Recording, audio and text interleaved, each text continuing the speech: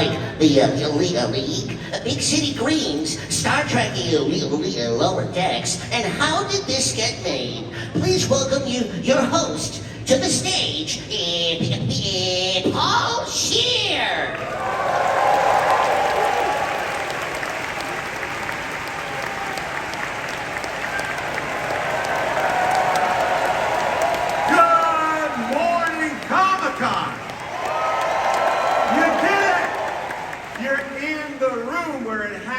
Oh my gosh. As someone who has been in this room, sneaked into this room, I know how hard it is to get to these seats, and I just have to say I am thrilled. You guys are here at 10 a.m.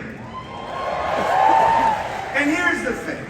They normally say, hey, we saved the best for last. But today, we're starting with the best, okay? This is the panel that you were not supposed to see. This movie was not supposed to come out. Now, I know some of you might just be here for Ryan Gosling. Technically I am too, but now here's the thing. I want to tell you a little bit about Coyote versus Acme, because it's a little different than your typical Looney Tunes film. Now, are there any Wile E. Coyote fans out there? Yes. Good. Now, for the maybe handful of people who don't know Wile E., for the last 75 years, we have watched our desert hero get blown up, catapulted, and plummet to the pits of valleys all around the Southwest. But here's the thing. Is it Wile E.'s fault? No. What if it's Acme's fault?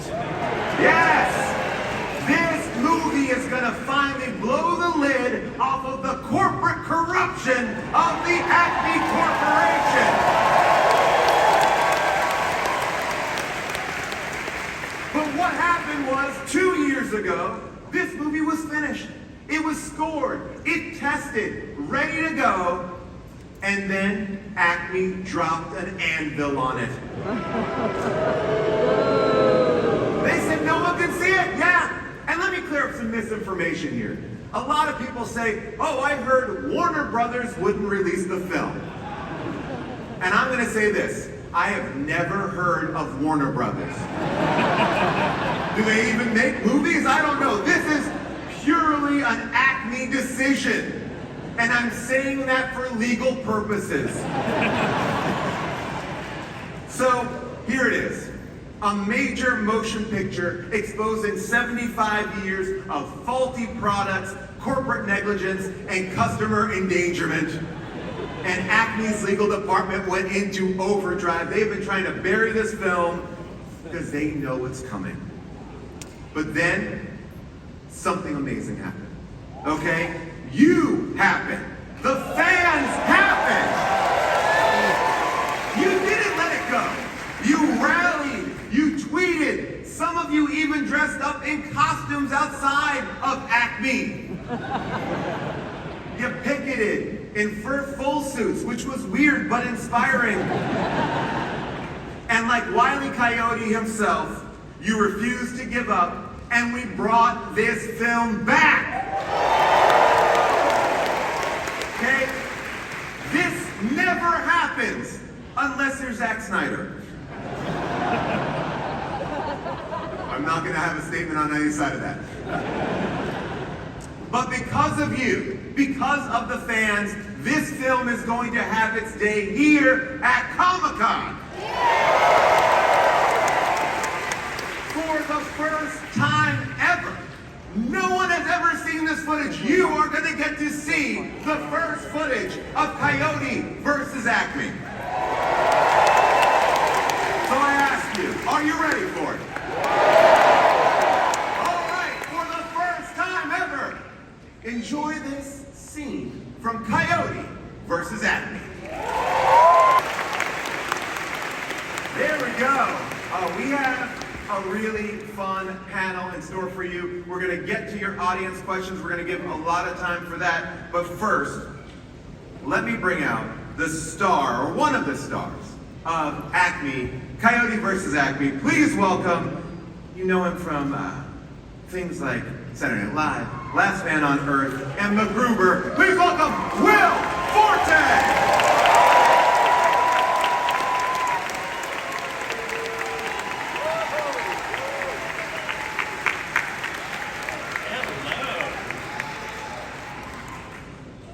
Check, check, 1, 2. Yes, it's on. Hello. That was awesome. That was so fun to watch. I've seen the movie. Yeah, I mean, and to think that we are here now in this moment where this might not have ever happened. I'm pretty speechless. I mean, it blows my mind. You know, you think back to the journey that this movie has taken. I had kind of given up hope at a certain point, so this was amazing. I just have to say, you know, obviously he talks about, you know, the movie, and you all know the star of this movie is Wile E. Coyote. You know, and this is a character that never gives up. He is a perpetual underdog, and those are the qualities that are so wonderful to have in the star of your movie. But while he is the star of the movie, he is not the hero of this movie. Because I think what Paul and I and everyone you're going to meet on this panel today would say is that the real hero of this movie is all of you guys sitting in those seats. Honestly, like Wile E. Coyote, you guys were underdogs who fought against a major corporation, and because you never gave up, this movie is now going to come out in a global wide release. Wow. All right, so the question is, when?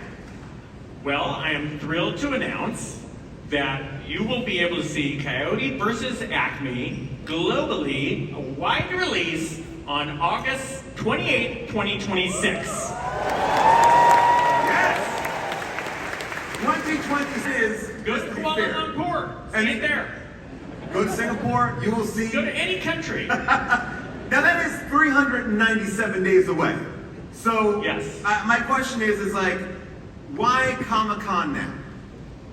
Well, again, look, I'm going to sound like a broken record, but because you guys never gave up, because you were so wonderfully stubborn, Catch Up Entertainment came in and they said, oh, maybe we should check this thing out. People are, and they saw how special it was. I'm so proud of it.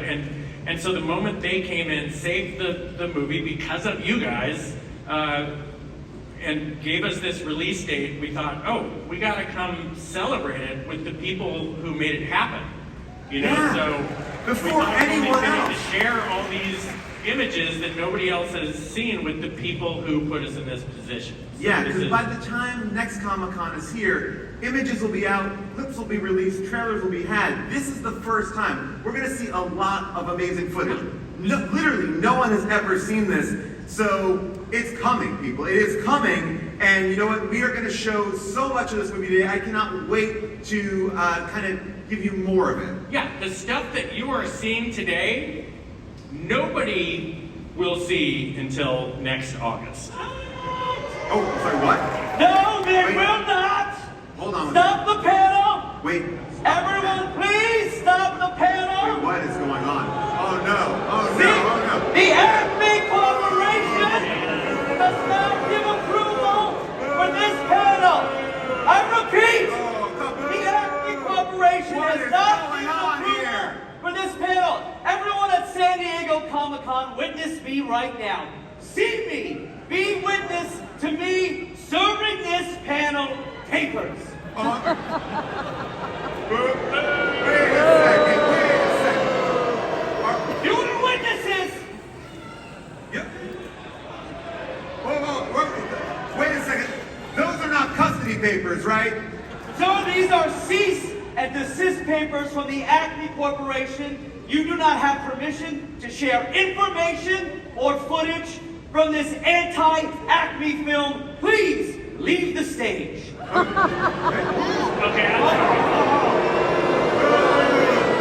Oh, that is a copyrighted costume, sir. Please disrobe. All right. Miss Disrobe! Yes, sir?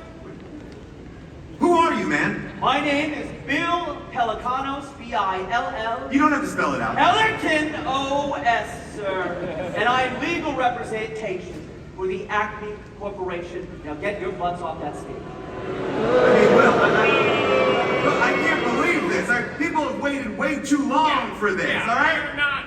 We're not stopping this. Okay. You know what? I'm going to say get out, you say Acme. Call and response. Get out! Acme! Get out! Acme! Get out! Acme! What? You want me to go? Okay, you have no idea who you're messing with. I could sue every person in this room. I could sue you. No, you can't. I could sue everyone. But you're not worth my billable hours. You have no idea who you're messing with, Will Farte. And Paul, you're going to be shearing your pants very soon. Shearing my pants? Yes, sir. There are children Shearing your here. pants. We don't care about children. We're the Acme Corporation. All right, get them out of here! Get them out! Get on those bikes! Get them out! Get them out! Wow. Wow.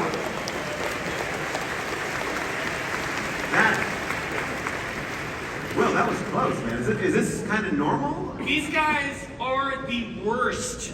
Acme Yeah? has tried to block this movie at every step, right? They didn't want you guys seeing any of the footage that we're going to show you today. They've tried to bury this at every step. Oh, All right, well, you know what? they'll stop at nothing. I don't even know how much time we actually have because I think he said he's going to come back with somebody. So you know what? Let's just get this panel going as quick as we can. Very Let's well. introduce your creators and cast of Acme versus Coyote, or Coyote versus Acme, sorry. Ladies and gentlemen, please welcome the director of Coyote versus Acme, Dave Green.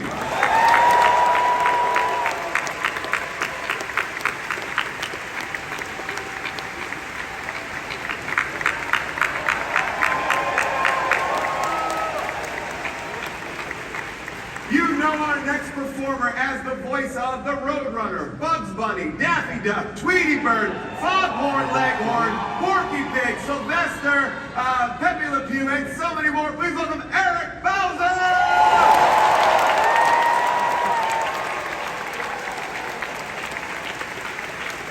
And what's up, Paul H? How's it going, guys? Who'd have thought Saturday morning cartoons on a Saturday? Finally, a hole big enough for my talent. Woohoo! You know our next performer from shows like Euphoria, Grace and Frankie, and Baskets. In this film, she plays Dottie Jones, a sarcastic partner at the Avery Law Office. Please welcome Martha Kelly!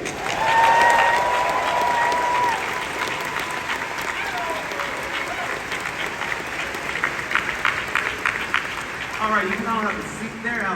Sit down. There we go. This is great. All right, so Dave, I guess my first question is for you. We have heard a lot about this movie, the drama behind this movie, but what is this movie about?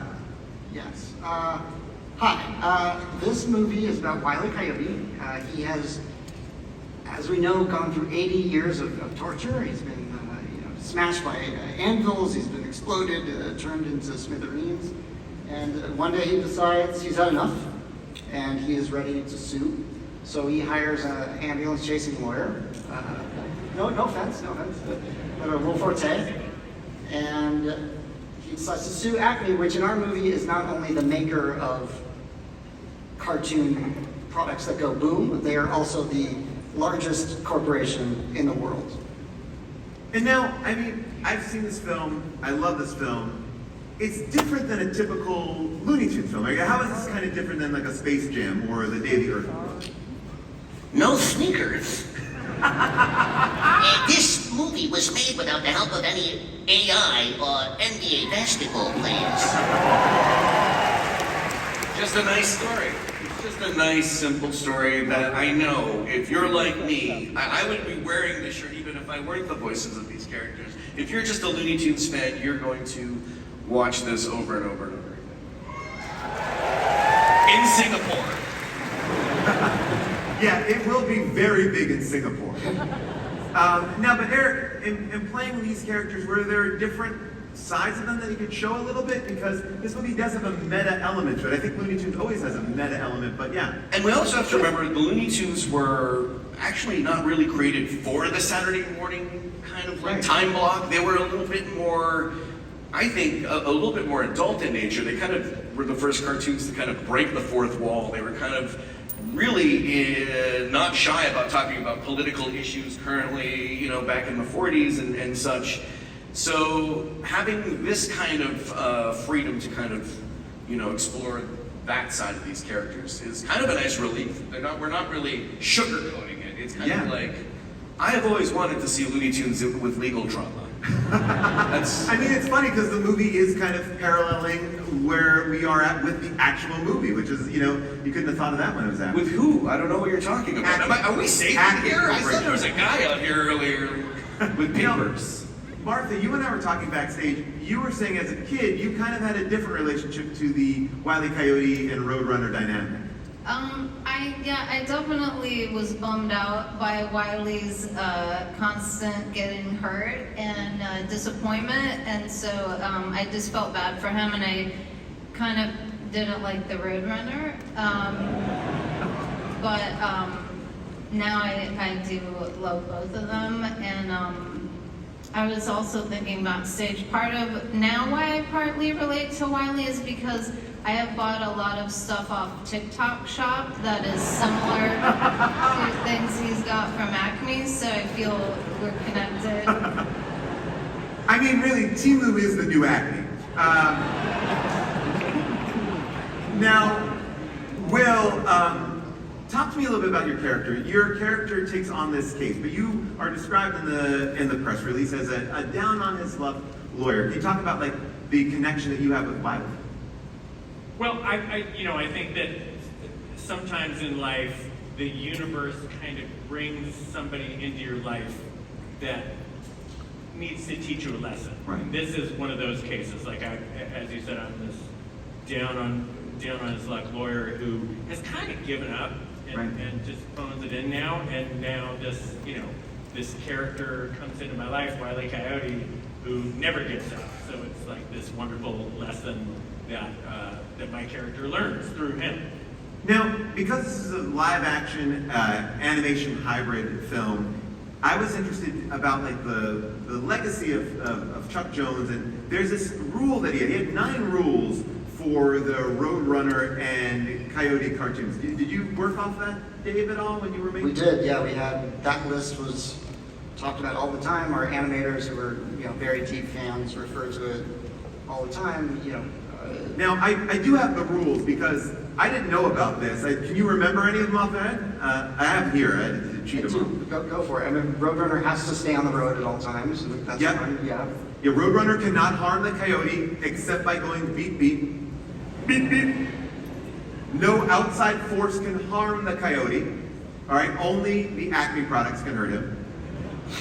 The Coyote can stop at any time, but he is a fanatic. He can't stop. No dialogue ever, except for beep beep. You talk about the Roadrunner staying on the road. All action must be confined to the natural environment of the 2 characters, Southwest America. So that's why the movie is set in the Southwest. Shot in Albuquerque and takes place in Albuquerque. There it is.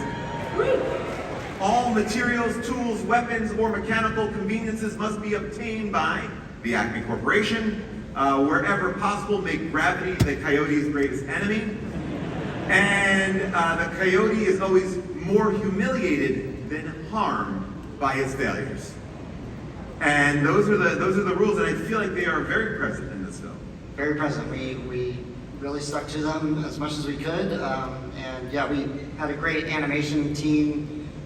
Plucked guys from the Looney Tunes cartoons on HBO Max, which was the show we love so much. Eric Voice and did such a great job with, and just plucked animators from there, and they were kind enough to lend us some of their crew, but everyone on the entire animation crew was such a deep fan, and all they wanted to do was honor the true legacies of these characters and treat them right.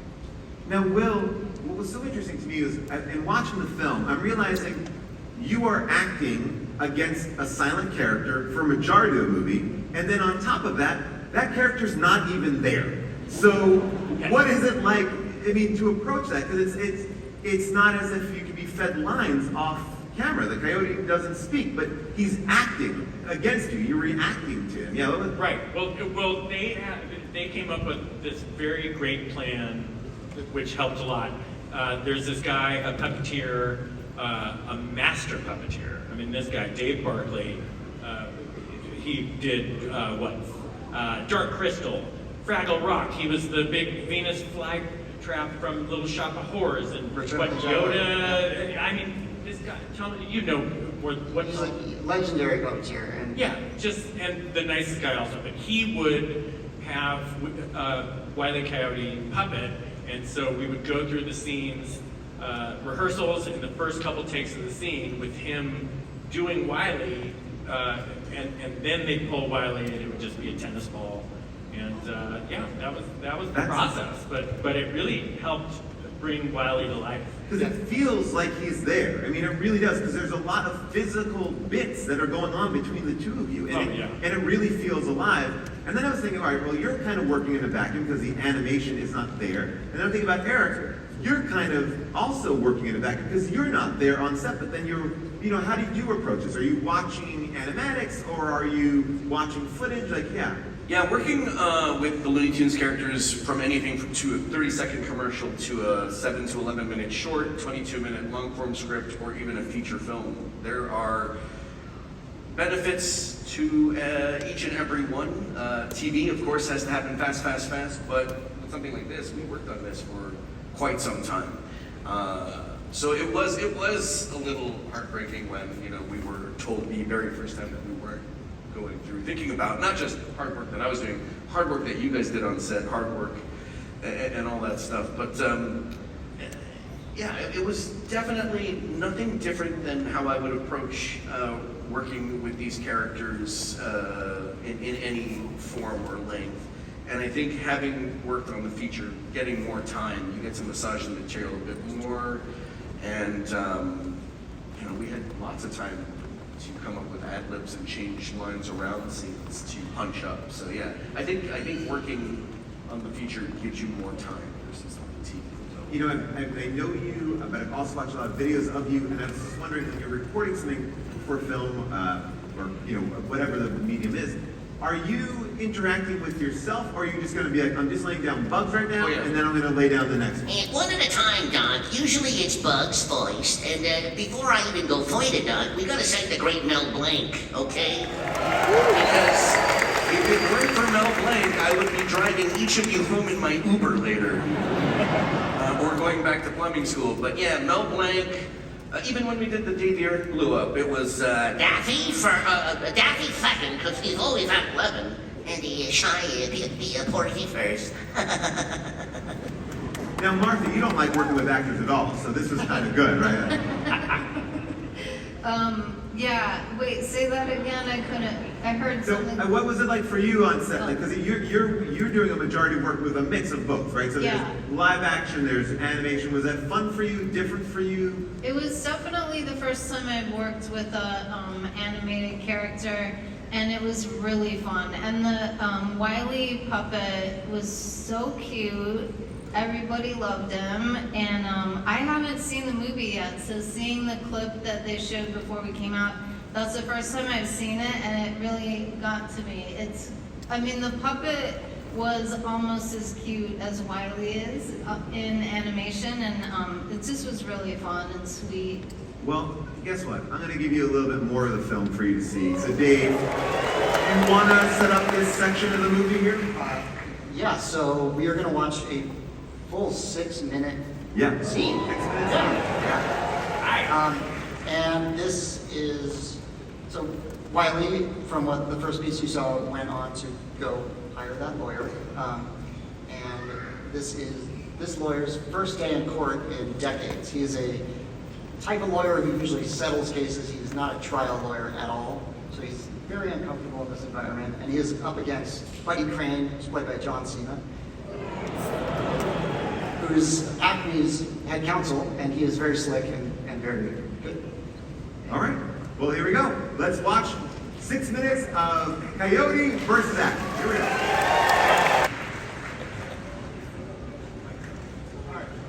nope, there it is. There, back. Bugs Bunny's in this movie. Oh, amazing. And it's not Chris Pratt either. Just little old me. He's not here, is he? Now, I want to call out another performer. You remember in that courtroom scene, the hen or the chicken that's in the jury box? Yeah. Right, Miss Prissy. Prissy? Miss Prissy is played by the wonderfully talented Candy Milo. She is here right now. Candy, can you stand up? Can we just give you a little bit of a shout out here? Give it up for Candy. Candy. She plays Franny. She plays Witch Hazel. And of course, Miss Prissy, you are wonderful in the film. True legend. Give it up for Candy. Give it up for Candy Milo. I thought Winnie. Oh my gosh. This, I feel like I messed it up. Oh, God. I forgot to introduce somebody who's supposed to be on the panel. This is big, people. Okay, this is probably the most important person we're going to bring out here today. Can you please give a warm Comic-Con welcome to Acme's most dedicated customer, the persistent predator, Wile E. Coyote.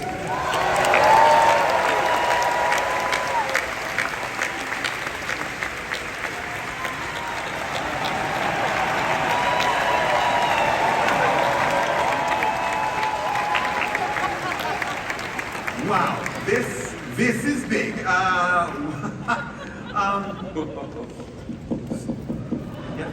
Now, Wiley, do you believe that you have a strong case versus Acme? Okay, great. That's exciting. That's good to know. But do you ever feel like maybe some of the accidents might have been your fault? Okay, no, okay, yeah. All right, so you take zero accountability here. Now, if the settlement does go your way, what are you going to do with all that money?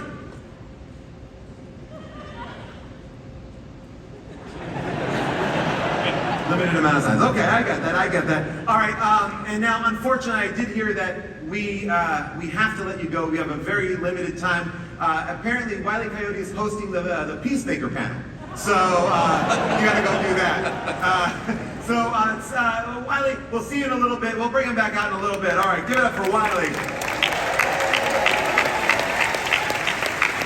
All right, the moment we've all been waiting for, when we go to you, the fans, okay? I have been, like I said, at many a panel, and I know this can go one way or the other. Let's try to keep it on this side of it, all right? I'll remind you that we are talking only about Acme, and let's have a good question. What do you got? What's your name? My name is Alex. Hi. Hi.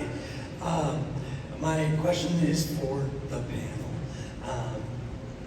When working with Acme, what were some of the things that were freedoms that you had when you gained control over the movie? Oh, this is actually interesting. So, like, are you saying? I just wanted to see if I'm interpreting it correctly. Well, he's forced away. But like, how much freedom did you have to kind of explore the world of Warner Brothers and stuff like that? That's what I think the question was. You think? Yeah, honestly, a lot. We had a really fun time kind of casting the Looney Tunes characters in cameo roles, so to speak. So you will see a full array of Looney Tunes characters in the movie in kind of specific cameo. I mean, I don't know if you could talk about it, but the first character was a real surprise to me. The first person you see on TV. Is that a secret still, do you think? I don't think that's a secret. Okay, great. Perfect. Deep cut. I mean, animated. I shouldn't call him animated Peter Lorre, but he is animated in the movie.